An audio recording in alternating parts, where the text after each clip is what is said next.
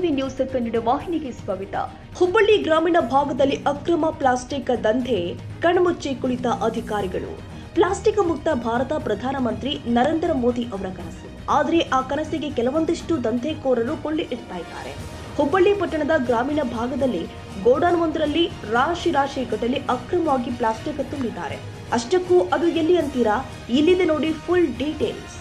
ಹುಬ್ಬಳ್ಳಿ ತಾಲೂಕಿನ ಕೋಟಗೊಂಡ ಹುಣಶಿ ಗ್ರಾಮದ ಹೊರವಲಯದಲ್ಲಿ ಮನೋಜ ಎಂಬುವರಿಗೆ ಸೇರಿದ ಇಡೀ ಗೋಡನ್ನಲ್ಲಿ ರಾಶಿ ಗಟ್ಟಲೆ ಅಕ್ರಮವಾಗಿ ಪ್ಲಾಸ್ಟಿಕ್ ಅನ್ನ ಶೇಖರಣೆ ಮಾಡಿದ್ದಾರೆ. ಇಡೀ ಗೋಡನ್ ತುಂಬಾ ಪ್ಲಾಸ್ಟಿಕ್ ಇಟ್ಟು ಸಿಟಿಯತ್ತ ಸಾಗಿಸ್ತಾ ಇದ್ದಾರೆ. ಮಹಾನಗರ ಪಾಲಿಕೆ ಅಕ್ರಮ ಪ್ಲಾಸ್ಟಿಕ್ ದಂಧೆಗೆ ಕಡಿವಾಣ ಹಾಕ್ತಾ ಇದ್ರು ಕೂಡ ಇದುವರೆಗೂ ಈ ಅಕ್ರಮ ಪ್ಲಾಸ್ಟಿಕ್ ಮಾರಾಟ ಕಡಿಮೆ ಆಗ್ತಾ ಇಲ್ಲ.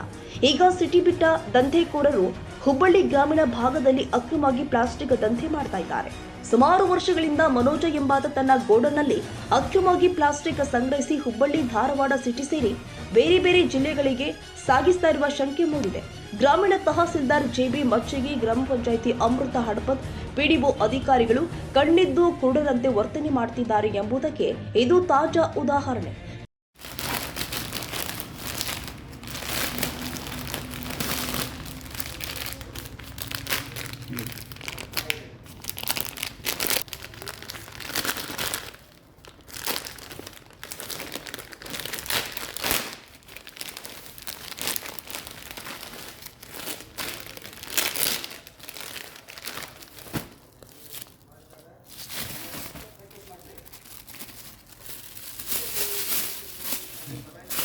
ಪ್ಲಾಸ್ಟಿಕ್ ಕ್ಯಾರಿ ಬ್ಯಾಗ್ ಇದೆ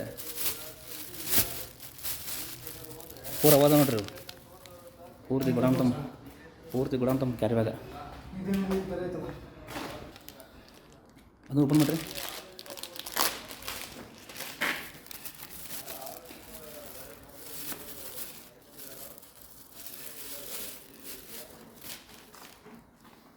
ಒಂದೊಂದು ಸ್ಟಿಕರ್ ಹಾಕದ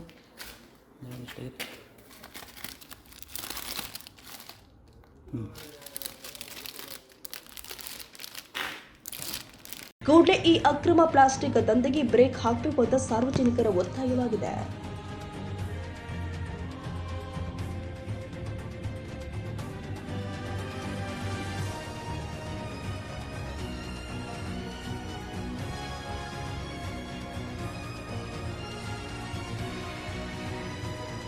ತಾಜಾ ಸುದ್ದಿಗಾಗಿ ಎಂಟಿವಿ ನ್ಯೂಸ್ 24x7ಗೆ ಸಬ್ಸ್ಕ್ರೈಬ್ ಮಾಡಿ ಮತ್ತು ಬೆಲ್ ಐಕಾನ್ ಅನ್ನು ಒತ್ತಿ. ತಪ್ಪದೇ ಲಿಂಕ್ ಶೇರ್ ಮಾಡಿ.